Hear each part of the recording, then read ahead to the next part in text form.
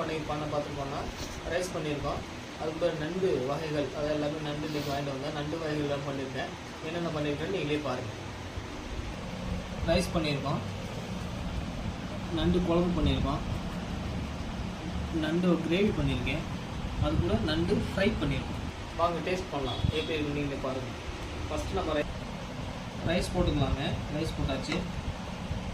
நம்ம நண்டு கிரேவி போட்டுக்கலாம். நண்டு கிரேவியோட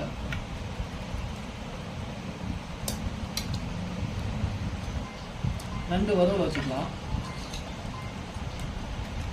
நண்டு ஃப்ரை வச்சுக்கலாம்.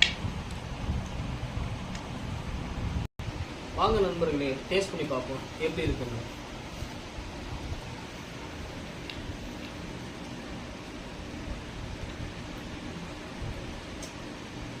நண்டு குழம்பு அல்டிமேட்டாக இருக்குங்க.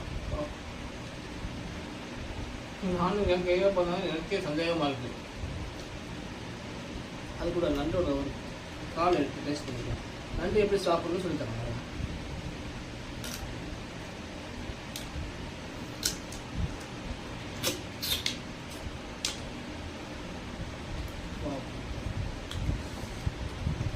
கொஞ்சம் காரமாக இருக்குது, பட் ஆனால் நல்லா இருக்குது. நண்டு எப்பவுமே காரமாக சாப்பிட்டா நல்லாயிருக்கும்.